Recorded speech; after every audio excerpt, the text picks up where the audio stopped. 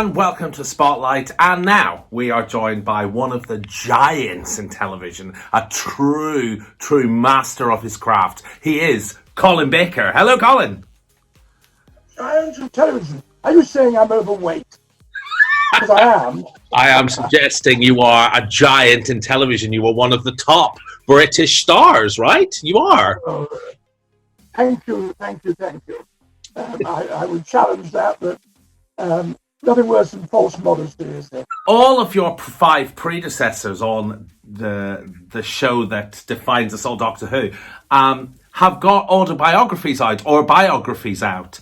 When are we going to see Colin Baker's biography out? A very good question. It's something I do keep talking about. I keep being asked about. And I got the title for it, which I'm not going to tell you. No. But I haven't actually yet. I was about to say had the time, but I've had the time. The last 5 weeks have not lifted a finger. But what I have been doing is trying to get hold of material. Because literally today, I've just written to 2 or 3 theatres I worked at in the 70s, asking if they have an archive, because I never kept anything. Back in those days, I didn't keep photographs or programs, anything. So I'm trying to get hold of stuff, because my memory is appalling.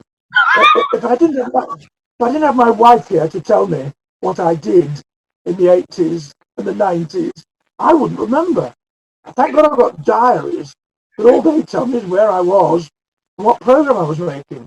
I've even found TV programs I have no memory of recording, although I must have done, because they're there. Really?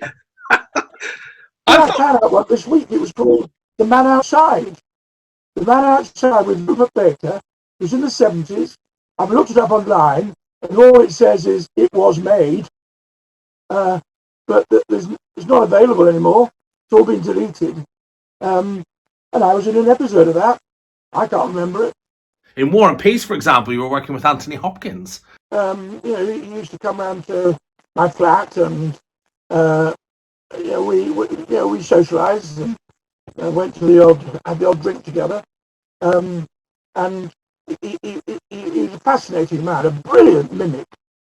He was one of the best people for imitating others that I've ever met. He had superb ear and was very funny. And one of the scenes in it, he's such a good actor. Good actors like that make it easy for you. You can't help but be real and good if you're working with someone who is that real, like when even though he was a friend, I would say. The scene where he threw me across there's a huge ballroom, and he hurled me across it. And at the end of the take, everyone rushed over because they thought he'd half killed me. In fact, we'd rehearsed it rather well. But in the 2 or 3 minutes leading up to doing that scene, he was going around complaining about everything, shouting at people, working himself up into a lather. And when he came at me, I was afraid. I was truly afraid. But he was totally controlled. I remember one particular scene I was having trouble with, and we went back to his house that night after rehearsal, and had a small libation or two, and we talked it through, and I wanted to play it a certain way, and he agreed with me. So the next day I had the courage to bring it up with the director. I was a young actor then. I'd only been acting for 2-3 years, and I had the courage to actually bring it up with the director, and I got my way. A lot of the students that we teach, don't necessarily know how to interact with actors that lot. And they ask me a lot about, some of the ones that want to go on to be actors say to me, is it worth me going to drama school? If they've got a lot of talent, is it worth me doing that? Or is it worth me just going straight into the business and trying my luck? What would you say? I would say that of the 3 years I spent at drama school, I could have learnt what I learned in 1 year, certainly. It may have changed a lot now. My daughter's just left Central, and she enjoyed every minute of it and learnt a lot. But and I was older than the other students. Most of them were 18, 19, and I was 23 when I went to the Lambda. And I got a little impatient because I didn't want to be a student. I wanted to be an actor. And lots of them were busy being students. If you can get work without going to drama school, I know lots of actors who are brilliant, who've never had a lesson in their lives. Like some people can sit in front of a piano and play it without seemingly having any lessons. If you've got that talent, go for it. The most important ingredient in a successful career is luck. Assuming you have ability. Luck. Being in the right place at the right time, or having a face that works in the times in which you're acting. There is no hard or fast rule about going to drama school, not going to drama school. If you audition, you get in, go for it. And it's so damned expensive now. If you offered a 19-year-old a part in a film, or the opportunity to go to RADA, I'd say take the part in the film. Really? There you are. That's really a lot of people would be shouting at me now. And what about the process of agents? I get it, because it's the one story you hear a lot from actors, is that it was very difficult to get an agent and very hard then to get into the business and do anything. What was the process for you like in getting an agent? And when you're at drama school, you invite all the agents to come and see your last show, which we did. And I left Lambda without having an agent. But I went to, there was a place called Spotlight, which is a casting directory. Spotlight, what a good name. Isn't that what I'm on now? Yeah. Isn't this Spotlight? Yes. And they have auditions there. And there was a touring production of Plaintiff in a Pretty Hat going out. I went along and auditioned for it. And in 1969, it was the time of Look Back in Anger, and having an RP accent like I have and had then, because it was beaten out of me. I came from Rochdale where I spoke like that. But I had worked in a solicitor's office before I was an actor, so that got rid of my northern accent. I had to be like them, and I became a bit of a mimic. Whoever I was with, I spoke like them. And certainly in 1969, the RP was on its way out, and they were looking for someone who was RP. And I was very lucky. Right place, right time. It was about aristocracy, and I got the part of it was a four-hander basically, with Jill Brown, who was the star at that time, the Emergency Ward 10, and a lovely actor called Norman Wooland, who played Hamlet, who played Horatio to Olivier's Hamlet, and there were two other actors in it. And for 3 weeks, I toured in Plaintiff in a Pretty Hat, written by the parents of my later to become very good friend Simon Williams, Hugh and Margaret Williams. And someone came to see it. A casting director at the Mermaid came to see it, and she asked me to go and audition for a play at the Mermaid, and I got the part. And because that was in London, I could get agents to come and see it. And as a result of that, one of them, just one, offered me representation. It was a poem called Lion Oxley, doesn't exist anymore. Ben Lyon was a very, well, probably the best known comedian on radio in the 50s and early 60s. Life with the Lions. And Ben Lyon was my agent. And there was someone working for him who then left, set up his own agency, and I was with him for years. What point in your career would you say it got to the point where you were kind of not doing auditions and being sort of offered parts? I did a series in the 70s called The Brothers, and the only reason I got to play what turned out to be a large part was because I came in playing a small part and they wrote it up. They liked my character. So instead of doing 2 episodes, I did 3 years. And at the end of that, I was voted the most hated man in Britain. Oh. Myself and a lovely actor who played the original Poldark, Robin Ellis, was voted by the readers of one of those red tops the most loved man in Britain, and I was the most hated. And we did a back-to-back pose with pistols. It was, what the press are like. Because of that, I started being offered things. Tell us about your experience about working with theatre directors and television directors, and what the sort of differences are between that role from an actor's point of view. I did one scene in Doctors 10 years ago. Chris Timothy and I had a conversation walking along a riverbank, and the camera was going down the opposite side filming this. And they said, go over and rehearse it while we set up the camera. So we went over and started rehearsing, and we got down to the other end, and we said to each other, yep, that's about the size of it. And they said, okay, cut. And they filmed it. We didn't know. We didn't even know. The first rehearsal was being filmed because they got ready in time, so they thought they'd have a look. And it was fine. But that's the first time we had ever said those words to each other out loud, and it was in the show. Now that doesn't happen on the stage. Yeah. So a director will obviously look on television at what you've filmed, and if there was something glaringly wrong with your performance, the odds are they'd say something. Not always. Have you directed? I directed a play. It was a musical, funnily enough. As an actor, I see directors work a lot. I have seen directors unintentionally destroy an actor's work by not understanding the actor they're dealing with.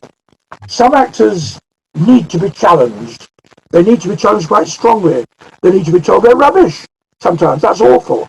Other actors fall apart if you do that. So you tell the knackers to say, that was wonderful. I love that. Let's just try it again with, see if you can get that and something else.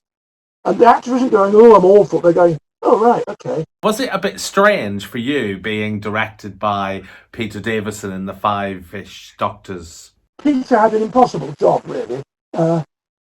I've said repeatedly, what he did was phenomenal. To get that together, to get all those people to do it, to get the BBC to be as compliant as they were, he battled and battled. I'll let him tell all the stories about that, about how they suddenly realised that they had something going on, that they weren't making it, but they were providing some spaces and people. They suddenly started to feel they should have more control, and what they wanted to do was absurd. And Peter stood foursquare and defended what he'd written and what we were doing. And the end result was the, I think, lovely show that you all saw. So hats off to Peter for that. But if he thought he was going to direct me and Sylvester and John Barrowman in any way other than shooting what we were doing, I think he was disused quite quickly.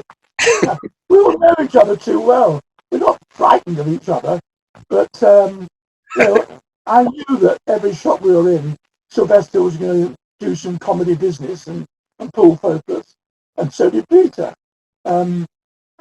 Peter probably knew that I was going to be loud and obnoxious. I don't think there were any real problems at all. I thought he handled it superbly, actually. He really did. It's funny you talk there about the BBC. How do you feel about the BBC as an organisation now, looking back on it? When I started working for the BBC, I thought it was wonderful. When I finished, I wasn't so sure. When the BBC was run by people who'd come through the creative body, the BBC, when Bill Cotton was for programmes, and Hugh Weldon, who used to have a TV program called All Your Own, when I was young, became the controller. They were people who made programmes, not who counted beans. And that's when the BBC started to take a turn in the wrong direction. And I was listening very recently to the memoirs of John Nathan Turner, and I wonder, I have a question that I've actually always wanted to ask you. with, he says, in retrospect, in 2000 and whatever year it was, 2001, he said, obviously about your costume on Doctor Who and how it was a bit of a regret of his and all this kind of stuff. And that's fair enough. But I didn't know he said that. Oh, he did, yeah. He said in retrospect, years after the event, the costume was a mistake. That's the quote. I think that's the direct quote from his memoirs. And the question I have is this: having watched lots of drama and having worked on lots of drama, I know that if Christopher Eccleston or David Tennant had have turned around to the producers and said, "I'm not wearing that, forget it," and really fought their case. I mean, now it's much more of a collaborative process, so they wouldn't have done that. Were you, as the lead actor in the, you'd signed on the dotted line and that kind of thing, is there no way you could have turned around to the producer and said, "No, I'm not wearing that, forget it"? Or would that have been a case of, if you'd have said that and stuck to it, you'd have been fired? Is that how it would have worked in the BBC in them days? I don't honestly know. All I know is that I met with John a couple of times leading up to him asking me to play it. And he told me that certainly at the end of Tom's era, they were determined that in future, the actor playing the part wouldn't have quite as much power as Tom acquired towards the end. In their opinion, the producers and directors ran a little scared of Tom and allowed him to do what he wanted to do. Yeah. Oh, how lovely for him. I wish I had that.